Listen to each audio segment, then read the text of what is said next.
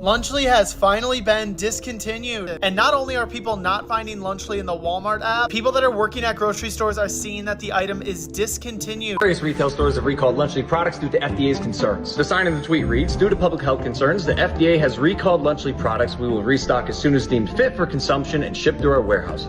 Lunchley had been recalled due to those problems. It's so annoying. It's the disinformation, man, because that makes it seem like there's an actual serious problem. Oh. That actually is so good. Fire. Lunchley wasn't supposed to end like this. A few weeks ago, shelves across Walmart suddenly emptied, not because the product sold out, but because it was pulled. Parents were posting videos holding up half-eaten kits, showing what looked like blue-green fuzz spreading across the cheese. Some laughed, some gagged, but everyone asked the same question. How did three of the world's biggest creators let this happen? Logan Paul, KSI, and mrbeast had pitched Lunchley as a revolution for school lunches, the healthy, creator-made version of those old plastic trays kids begged for. But within days, the hashtag #LunchleyMold began trending. TikToks hit millions of views, YouTubers tested the kits live on camera, and what was meant to be a feel-good brand collapsed into the internet's newest horror story. Lunchley has finally been discontinued, and Logan Paul's response has a lot of people feeling bad for him. After coming out only a few weeks ago, there has been many reports of moldy cheese, especially on the pizza Lunchley. But this is where things got more crazier. This YouTuber, Rosina Panzino, reviewed Logan Paul's Lunchley. He didn't find that her cheese was drippy, bruh, but rather it was extremely moldy. People were trying to say that she was lying until so many other people decided to come out and show that their Lunchley was moldy. Now Logan Paul has finally responded. And not only are people not finding Lunchley in the Walmart app, people that are working at grocery stores are seeing that the item is discontinued. A lot of people are saying that it was pretty obvious that this was coming. Pesci getting a bunch of backlash. This didn't help either. Logan Paul using the birth of his new baby to promote Lunchley. Even though he did get approval from the Rizzler and the Hawk to a Girl, Lunchley failing just really felt inevitable. Lunchley wasn't alone. Around the same time, rumors started spreading about mrbeast's own candy brand facing lawsuits and angry customers. It felt like every project these creators touched was starting to rot,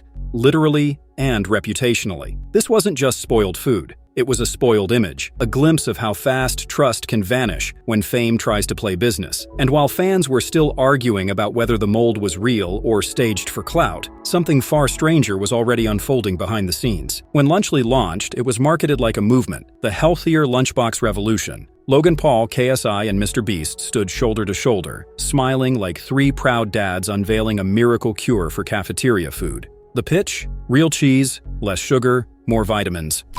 Oh, thank you so much. Chicken dippers, so I can dip them in the barbecue sauce. Oh yeah, I like eating the cheese cubes with the chicken. 270 calories, 18 grams of protein, and the mrbeast exclusive prime. This is our best meal yet. It was the kind of polished marketing that made parents curious and kids excited. They didn't just sell a snack, they sold trust. Logan even used the birth of his baby to promote it, posting family photos alongside hashtags about healthy choices. Maybe I should.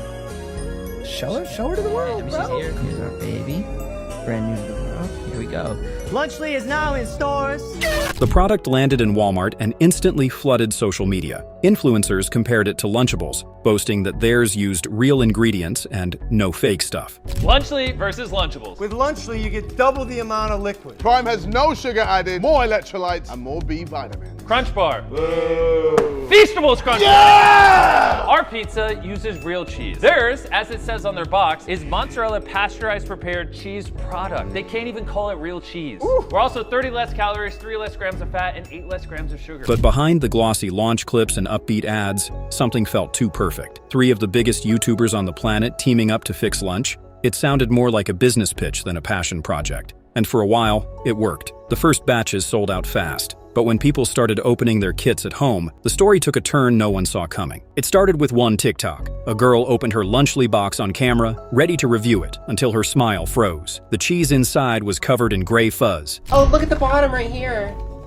No way! What? No, chat, there's actually mold. That's 100% mold. I'm so sorry. Oh no, do you see it right there? Do you see it? Sealed and it's molded. What is this? I'm not lying, dude. Don't open it yet. Don't open it yet. That is 100% mold.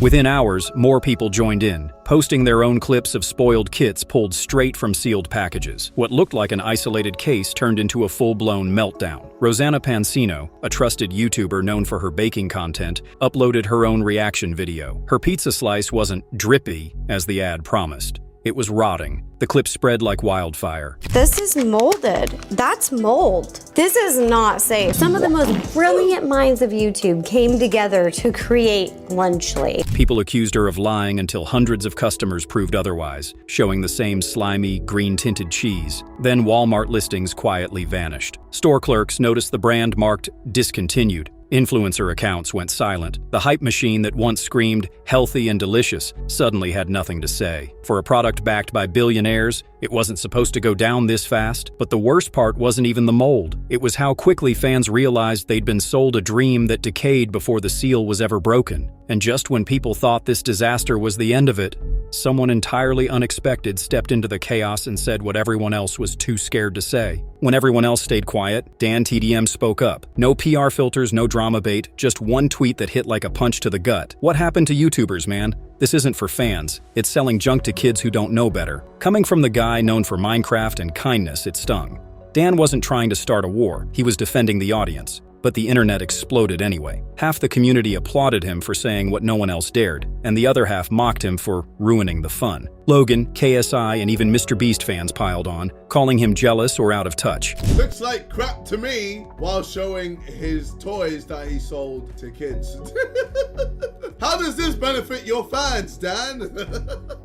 Now, obviously, people didn't realize that I was shining a mirror in his face. Instead, they were like, Wait, you did the same as Dan. You made toys with Tube Heroes. and yes, that's fair, but I'm not the one complaining.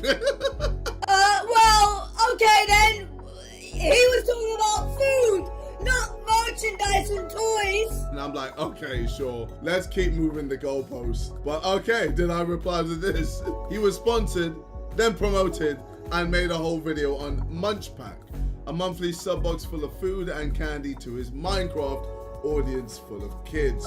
Now what? Yet the longer the backlash lasted, the more people started to realize he was right. The moldy lunches, the silent accounts, the fake, healthy branding. It all pointed back to the same truth Dan had called out from day one. What made his words so powerful wasn't anger, it was honesty. In a world built on hype, he reminded everyone that authenticity still mattered. But the creators he called out weren't about to take that quietly, and their response would only make things worse. The backlash hit like a wave, and then nothing. Overnight, Lunchley's social pages went dark. No new tweets, no press statements, no "we're fixing this," just silence. Influencers who once shouted about real cheese suddenly pretended the brand never existed. The Walmart pages that once displayed bright packaging now read, "Product unavailable." Fans who tried to contact customer service were met with generic replies or deleted comments. The empire built on noise had turned mute. Even the creators themselves stayed quiet. Logan and KSI moved on to promoting Prime, while mrbeast focused on his chocolate bars, as if the lunch fiasco was some bad dream that could be ignored.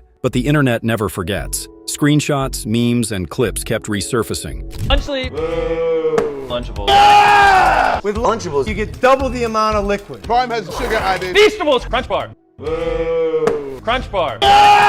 Reminding everyone of how fast their healthy revolution spoiled. And behind that silence, people started connecting the dots. Because Lunchley wasn't the first time one of these creators got caught up in controversy. There was another brand, another promise, and another empire starting to crumble, only this time, the cracks were even deeper. While Lunchley quietly vanished, another storm was already brewing, this time under mrbeast's own name. Feastables, his dream snack empire, had started like a golden success story. Over 1 million bars sold in 3 days, headlines bragging about record-breaking profits, and fans calling it the future of ethical chocolate. But within a year, the sweetness turned sour. Lawsuits began piling up, one over the infamous D's Nuts flavor. mrbeast legally lost the rights to D's Nuts because of D's Nuts. His lawyers made some questionable decisions, and he wouldn't have lost the case if he would have called Dis Nut. Walmart played a huge part in getting mrbeast sued.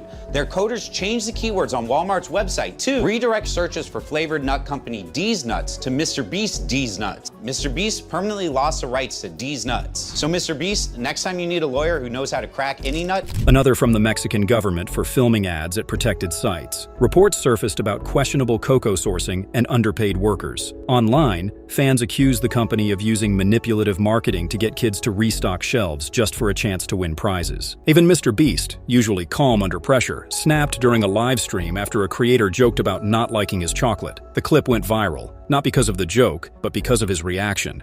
You like Feastables? No. Kill yourself. You don't like any flavor? You tried the cups and the... No, it's fine. Just what were the two? The world's nicest YouTuber suddenly looked desperate to protect a crumbling brand. Feastables wasn't just losing sales, it was losing faith. And when trust melts, no amount of sugar can cover the aftertaste. But what fans didn't know yet was that these failed snacks were just the surface of something even shadier. Just when fans thought things couldn't get worse, CoffeeZilla stepped in and pulled the curtain all the way back. His investigation revealed that behind the shiny snacks and motivational slogans was a trail of questionable money moves. It started with a crypto project called Polychain Monsters, hyped by KSI and quietly invested in by Mr. Beast before launch. When the price spiked, insiders cashed out, leaving regular fans holding worthless tokens. I have gone to Mr. Beast's team to try to fact-check this story extensively, and they declined to fact-check or comment on my many questions. Instead, they gave me a statement, which we will get to. Secondly, I have a bit of history with Mr. Beast. I interviewed and spoke positively about him in the past, but also his new co-founder is suing me, and his other co-founder threatened to sue me. Mr. Beast never promoted it directly, but records showed he profited anyway, from information the public didn't have. It looked less like bad luck, more like insider advantage. Fans began connecting patterns: launch hype, big promises, quick cash, then silence when things collapsed. According to the report, Polychain Monsters, or PMON, is a project which KSI promoted heavily. Mr. Beast did not.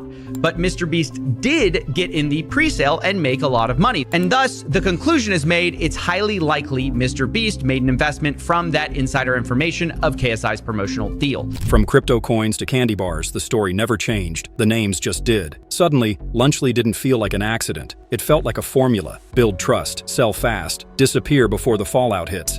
And the same faces kept showing up every time. But this time, one creator was about to push back publicly, and her story would make people question everything they thought they knew about Mr. Beast. For Rosanna Pansino, things went from frustrating to personal. She discovered that Mr. Beast had used her GIF and image in a Feastables promotion, without permission. At first, she thought it was a mistake. Then she saw her face on the packaging and videos again and again. Her response was instant. "Seriously, Jimmy, cease and desist," she said in a viral post, visibly disgusted. "I don't want my face anywhere near what you're promoting." Fans who once laughed off the scandals began to realize it wasn't just bad business, it was disrespect. My team is telling me I should scan the QR code on the back. No. Are you kidding? When you scan it, he's using my GIF? Seriously, Jimmy, cease and desist, bitch. You need to quit. That is just disgusting. I don't want my face anywhere near anything you are promoting.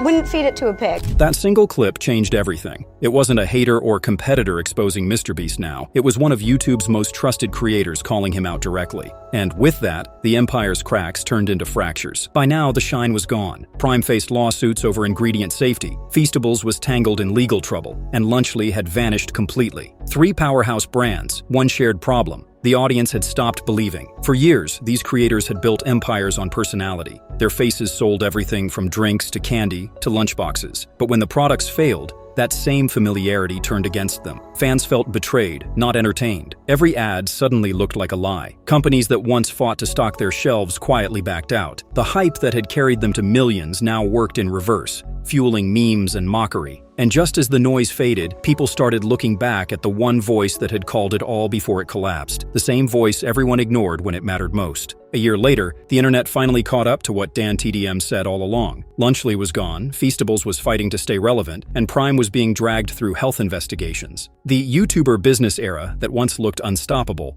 was falling apart piece by piece. Dan never gloated. He didn't make victory posts or interviews. He didn't have to. The memes did it for him. Screenshots of his old tweet resurfaced with captions like, "He warned us," and even creators who once mocked him now admitted he'd been right. The best part? The internet turned him into a symbol of honesty. The one guy who stayed true when everyone else was selling something. "No one speaks ill of this man," one viral comment said, and it became the unofficial slogan of his quiet win. Dan hadn't just predicted the downfall of Lunchley, he'd exposed a pattern of greed disguised as innovation. And as the empire of hype fell apart, the gamer who kept his integrity walked away as the unexpected hero. The downfall of Lunchley wasn't just about moldy cheese or failed promises. It was a snapshot of how fame can rot from the inside out. When creators trade passion for profit, the bond with their audience becomes just another sales pitch. And once trust turns into currency, it never holds its value for long. People followed these names because they felt human, funny, flawed, and real. But when every upload became an ad, the illusion shattered. The fans didn't change. The creators did. Lunchley, Prime, Feastables, they were more than failed products. They were the wake-up call that audiences aren't as blind as marketers think. DanTDM proved that honesty still wins, even in a world drowning in brand deals and fake smiles. Maybe that's the real lesson, that integrity ages better than hype ever will. So, what do you think? Was this the end of the YouTuber business era, or just another pause before the next scandal drops? Let me know down in the comments. And if you enjoy diving into the truth behind the hype, make sure to hit like, subscribe, and turn on notifications so you don't miss the next deep dive.